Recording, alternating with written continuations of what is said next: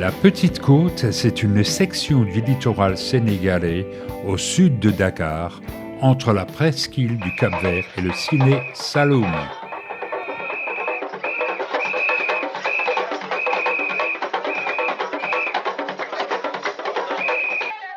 Nous nous arrêtons à Joal et Fadiout pour assister à des danses folkloriques.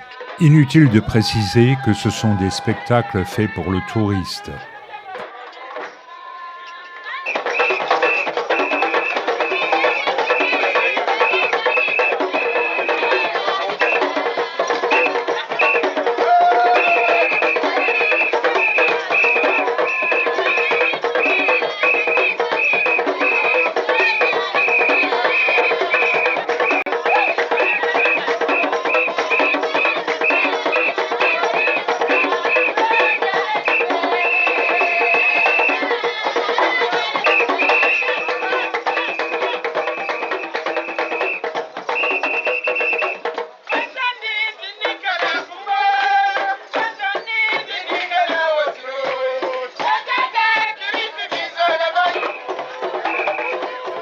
Il va sans dire aussi que ces spectacles sont hauts en couleurs. Le griot, c'est à la fois un conteur, un chanteur et un musicien qui joue de la kora, cet instrument à cordes africain qui est fait avec une calebasse.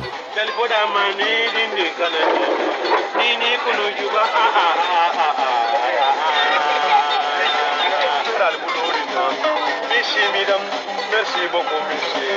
Merci bien. Bon appétit, oui. Thank you so much.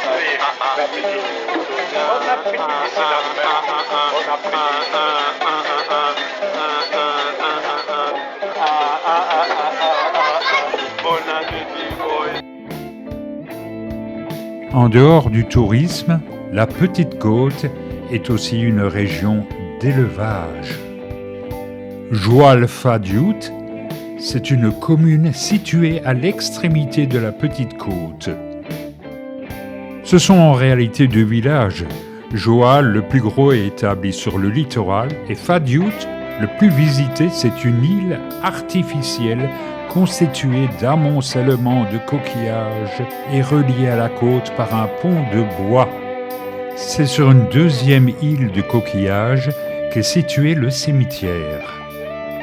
Les déplacements se font ici soit en pirogue, soit sur une passerelle de bois.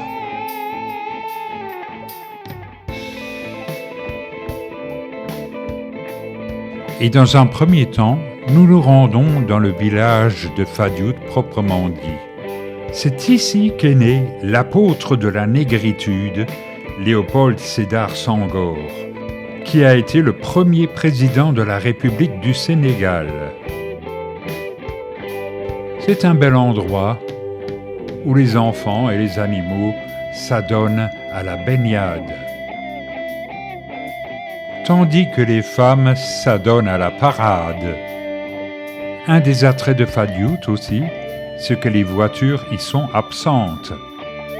Je précise aussi que le village est catholique. C'est aussi ici que repose le premier missionnaire français mort au Sénégal, qui était né à Arenheim, tout près de chez nous. Le deuxième moyen de locomotion, c'est la pirogue. Et de nous mener en bateau jusqu'aux greniers à Mille, qui sont construits sur pilotis afin de soustraire le grain aux éventuels rongeurs, qui y verraient évidemment une aubaine sans pareille.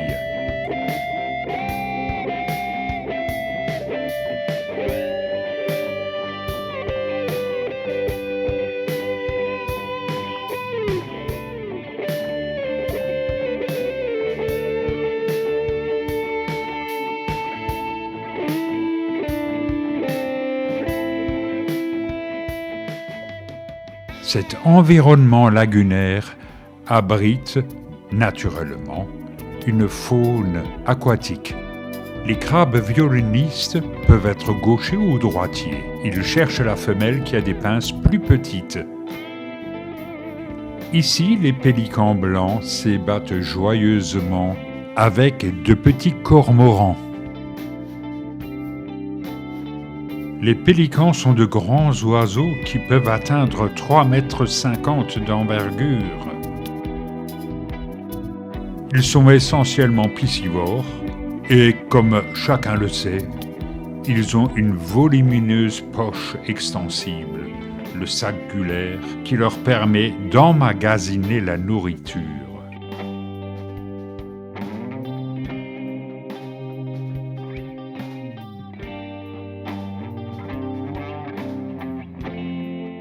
Le cormoran africain, lui, est beaucoup plus petit que son congénère européen. Le cormoran fait partie de la famille des Phalacrocoracidés. C'est un excellent plongeur au plumage perméable.